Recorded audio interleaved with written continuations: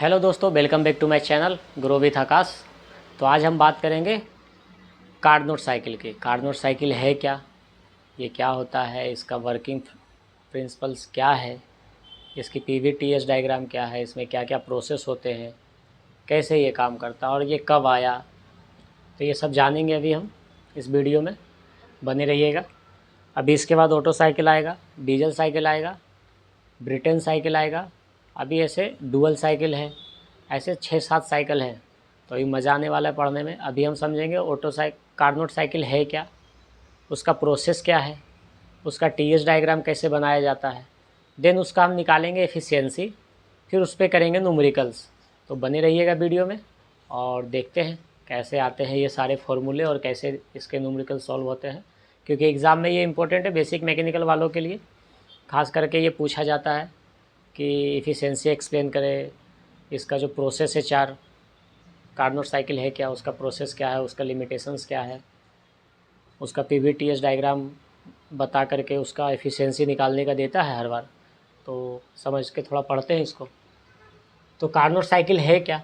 Carnot cycle ये एक thermodynamic ideal cycle है जो कि किसी फ्रेंच साइंटिस्ट सैडी कार्नोट के द्वारा 1824 में दिया गया था। और इसमें क्या है, इसमें 4 रिवर्सिबल साइकिल्स है जो मैक्सिमम एफिशिएंसी देता है other compare to other cycles. मतलब जो बाकी के साइकिल्स है, ये साइकिल्स को अगर हम देखें और इसको अगर हम जानें तो इसकी एफिशिएंसी मैक्सिमम है बाकी अदर साइकिल से। और ये 1824 में सैडी कार्नोट द्वारा ये साइकिल का जो थ्योरी है वो दिया गया था। अभी ये है क्या, तो इसमें कुछ प्रोसेस है कि अगर वो जो हम पिस्टन सिलेंडर का अरेंजमेंट देखे थे 1 to 2 2 to 3 ऐसा कंटिन्यूसली एक साइकिल चलता है, तो वो साइकिल चलता कैसे है, उस पर क्या क्या होता है हर साइकिल पे। 1 to 2 जाता है तो क्या होता है, 2 to 3 जाता है तो क्या होता है, ये सारा कुछ इसमें समझेंगे। तो प्रोसेस 1 to 2 ये 4 प्रोसेस है जो हर साइकिल में होता है। इसमें थोड़ा सा अलग है क्योंकि ये थियोरेटिकल साइकिल है, आइडियल साइकिल है, एक्चुअल में इसे बनाना संभव नहीं था। इसको थोड़ा सा एक्सपेंड करके बाद में ऑटो साइकिल आया जो इसी प्रिंसिपल पे बना है, बस उसमें चीज़ों को थोड़ा सा बदला गया है क्योंकि एक्चुअल साइकिल इस पर बनाना संभव नहीं था, तो इसमें थोड़ा सा चेंजेस करके ऑटो साइकिल आया है। पर अगर बोला जाए तो ये बेसिक है जो साइकिल है, जहाँ से ऐसा सोच आया लोगों में कि वो कोई ऐसा साइकिल हो भी सकता है जो किसी मशीन में काम करे, उसमें ऐसे प्रोसेस हो, ऐसे वर्किंग प्रोसेस हो, अलग अलग रिवर्सिबल आइसोथर्मल एडियाबैटिक, ये सारी चीज़ें होता क्या है ये धीरे धीरे समझेंगे हम।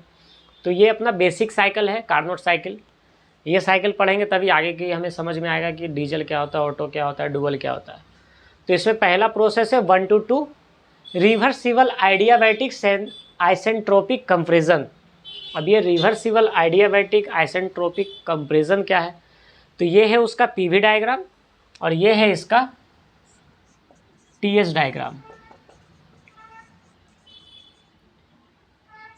अब पीवी डायग्राम क्या है और टीएस डायग्राम क्या है, पूछेंगे कि सर ये कैसे आ गया, ये पीवी और टीएस क्या है। ये तो कन्फ्यूजन वाला सवाल है कि अभी तो हम कार्नोट पढ़ रहे थे, उसमें ये पीवी टीएस क्या आ गया। तो पीवी क्या है, इसमें हमें किसी भी इंजन्स का जो प्रोसेस चलता है 1 to 2 2 to 3, जब कब कंप्रेशन हो रहा है, कब एक्सपांसन हो रहा है, कब हीट रिजेक्ट हो रहा है, कब हीट ईड हो रहा है, तो ऐसा एक साइकिल में हमें ग्राफ बना करके समझते हैं कि होता क्या है। तो ये बोल रहा है process 1 to 2 reversible adiabatic isentropic compression. तो ये है 1 to 2, ये है 1 और यहाँ से गया 1 to 2 ऐसा। तो यहाँ क्या हो रहा है, ये वॉल्यूम का लाइन है, ये प्रेशर का है। मतलब ये वॉल्यूम को कम करेंगे तो क्या होगा, प्रेशर बढ़ेगा। तो ये क्या हुआ, वॉल्यूम यहाँ था, इसको हमने कम किया, ये V1 से V2 पे लेके गए, तो ये क्या हुआ, P1 से P2 पे आ गया। मतलब वॉल्यूम को कम किए तो प्रेशर बढ़ा। तो ये हो गया रिवर्सिबल कंप्रेशन, एडियाबैटिक कंप्रेशन। तो कंप्रेस हुआ एयर फ्यूल का मिक्सचर, जो हम समझा रहे थे कि एयर फ्यूल का मिक्सचर क्या हुआ, कंप्रेस हुआ, वॉल्यूम को हमने घटाया। एयर फ्यूल का मिक्सचर सिलेंडर के अंदर पिस्टन से जब हम उसे कंप्रेस किए तो वॉल्यूम क्या हुआ, कम हुआ। और प्रेशर इंक्रीज हुआ। तो ये है वॉल्यूम प्रेशर डायग्राम, जो पीवी डायग्राम है उसको बोलते हैं वॉल्यूम एंड प्रेशर डायग्राम। इसमें वॉल्यूम और प्रेशर कब अप डाउन हो रहा है वो हम इसमें एक्सप्लेन करेंगे। और टीएस डायग्राम क्या है? टीएस डायग्राम है जिसमें टेम्परेचर और इंट्रोपी दिखाते हैं कि कब टेम्परेचर बढ़ रहा है, कब इंट्रोपी बढ़ रही है, वो है। तो पीवी डायग्राम में दिखाया क्या हमें? Process 1 to 2 adiabatic compression. तो आइडियाबैटिक कंप्रेस हो रहा है, वॉल्यूम क्या हुआ? V1 से V2, मतलब ये घटा। और प्रेशर क्या हुआ? P1 से P2, P1 से P2 प्रेशर बढ़ गया। अब इसमें समझते हैं आइडियाबैटिक में क्या हुआ? 1-1-2 आइडियाबैटिक कंप्रेशन। तो क्या हुआ ये? T1 से T2 जब प्रेशर बढ़ेगा तो टेम्परेचर भी बढ़ेगा। ये एक थर्मोडायनेमिक्स का रूल्स होता है। ऐसे भी आप नॉर्मली अगर जनरली देखा जाए इसको, कि अगर आपके सर पे कोई 50 kg का वज़न दे दिया जाए तो आपके बॉडी पे जब प्रेशर बढ़ेगा तो ऑटोमेटिक बॉडी में क्या होगा? टेम्परेचर बढ़ना शुरू हो जाएगा। तो सेम चीज़ है, जब प्रेशर बढ़ रहा है, वॉल्यूम घटा है, प्रेशर बढ़ा तो टेम्परेचर भी बढ़ा, T1 से T2। अब आते हैं प्रोसेस नंबर 2 to 3। 2 to 3 में क्या हो रहा है? 1 to 2 तो समझ गए, यहाँ भी प्रेशर बढ़ा, यहाँ टेम्परेचर बढ़ा। अब 2 to 3 में क्या है? Reversible isothermic thermal heat addition. अब रिवर्सिबल आइसोथर्मल हीट एडिशन क्या है? मतलब वहाँ पे उस साइकिल में हीट ऐड कर रहे हैं। जैसे 2 to 3, तो यहाँ क्या हुआ? हीट ऐड हुआ, तो इसमें प्रेशर ड्रॉप हुआ और वॉल्यूम वापस से 2 से 3 पे आया। अब इसमें क्या हुआ? यहाँ पे क्या कर रहे हैं? 2 to 3, इसमें क्या हुआ? हीट एडिशन, हीट हमने ऐड किया है 2 to 3 पे। इसमें क्या है? S1 बढ़ रहा है, इंट्रोपी, टेम्परेचर कांस्टेंट रहेगा, क्योंकि क्या है? आइसोथर्मल है, ना तो हीट रिजेक्ट होगा, ना हीट अंदर का बाहर जाएगा, ना बाहर का अंदर आएगा। तो कांस्टेंट टेम्परेचर पे इंट्रोपी बढ़ी, इंटरनल हीट बढ़ा। क्या हुआ? 2 to 3 पे वॉल्यूम फिर से वापस शिफ्ट हुआ 2 से 3 की तरफ, पीछे आया हीट एडिशन में। और प्रेशर क्या हुआ? ड्रॉप हुआ, T3 पे आया, P3 पे आया। और यहाँ क्या हुआ? 2 to 3 में हीट एडिशन हुआ, टेम्परेचर सेम है, इंट्रोपी चेंज हो गई S2 से S3। अब आते हैं process 3 to 4 reversible adiabatic isentropic expansion. इसको हम बोलते हैं पावर स्ट्रोक भी बोलते हैं।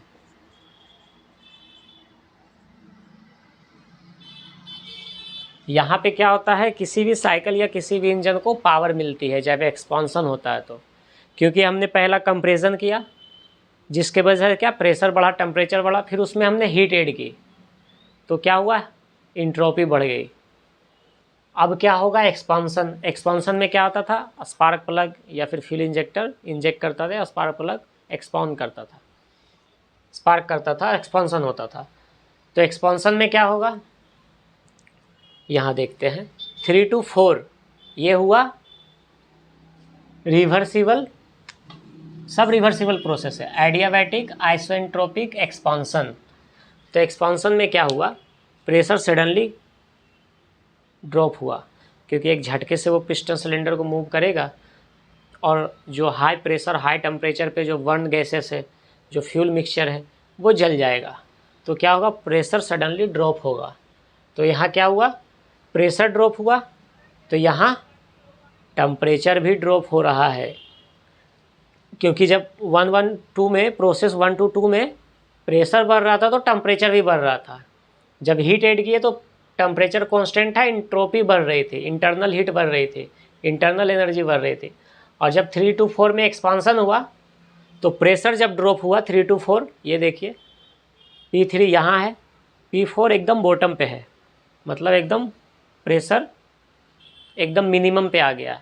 यहाँ क्या हुआ? टेम्परेचर भी मिनिमम पे आ गया, T1 के बराबर, क्योंकि यहाँ क्या है? टेम्परेचर T3 से T4 ये घट गया। और इसमें क्या है? इंटरनल एनर्जी सेम है, मतलब इंट्रोपी T3 T4 का सेम रहेगा। कंप्रेशन में क्या था? इंट्रोपी सेम था, सिर्फ टेम्परेचर बढ़ रहा था। यहाँ क्या? टेम्परेचर घट रहा है, इंट्रोपी सेम है। जहाँ पे प्रेशर बढ़ेगा वहाँ टेम्परेचर बढ़ेगा, जहाँ पे प्रेशर ड्रॉप हुआ वहाँ टेम्परेचर भी ड्रॉप होगा, और जहाँ पे टेम्परेचर ड्रॉप होगा उस टाइम पे ये जो एंट्रोपी है वो कांस्टेंट रहेगा, और जहाँ पे कंप्रेशन हो रहा था, प्रेशर और टेम्परेचर बढ़ रहा था, वहाँ भी ये एंट्रोपी कांस्टेंट रहेगा। अब आते हैं लास्ट, फोर्थ प्रोसेस है 4-1 रिवर्सिबल आइसोथर्मल हीट रिजेक्शन। अब रिवर्सिबल आइसोथर्मल क्या है? ये जब एक्सपांसन हो गया 4 पे तो ये अब रिवर्स एडजस्ट होगा, ये जहाँ पे हीट रिजेक्ट होगा, जो बर्न गैसेस होगा वो बाहर आएगी।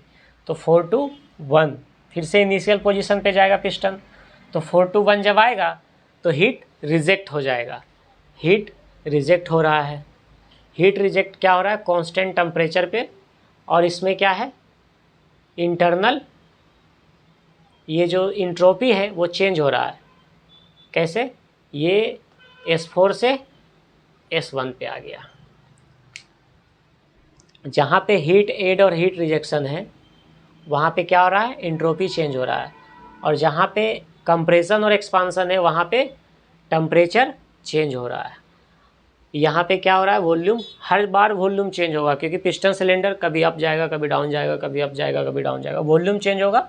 और जब वॉल्यूम कम ज़्यादा होगा तो प्रेशर भी ड्रॉप होगा, कभी राइज होगा। तो इस तरह से ये 4 प्रोसेस है। कार्नोट साइकिल है क्या? ये एक तरह का आइडियल थर्मोडायनेमिक साइकिल है, जो कि एक फ्रेंच साइंटिस्ट ने 1824 में दिए थे। और ये क्या है? ये मैक्सिमम इफ़िशियंसी बताती है एनी अदर साइकिल से। और ये इसके 4 प्रोसेस है। 1-2 reversible adiabatic isothermal compression, 2-3 reversible isothermal heat addition, 3-4 reversible adiabatic isentropic expansion, and 4-1 and last reversible isothermal heat rejection. अब जहाँ पे क्या है? हीट एड हो रहा है वहाँ प्रेशर भी बढ़ेगा, जहाँ हीट रिजेक्ट हो रहा है वहाँ प्रेशर भी घटेगा, और जहाँ पे कंप्रेशन है वहाँ पे, जहाँ हीट एडिशन होगा वहाँ क्या होगा? इंटरनल एनर्जी भी चेंज होगी, टेम्परेचर कांस्टेंट होगा। ये आपको TS डायग्राम में दिखाना पड़ेगा ऐसे ही। प्रोसेस 1-1-2 क्या हो रहा है, 2-3 क्या हो रहा है, 3-4 क्या हो रहा है, 4-1। ये प्रेशर वॉल्यूम डायग्राम है, ये टेम्परेचर और एंट्रोपी डायग्राम है। इस तरह से आपको दिखाना है और इसको एक्सप्लेन करना है। आगे हम देखेंगे इसका एफिशिएंसी क्या है, इस साइकिल का लिमिटेशंस क्या है, एडवांटेज और डिसएडवांटेज क्या है, और एफिशिएंसी इसका हम कैसे निकालेंगे। बने रहिएगा वीडियो में। पाउज।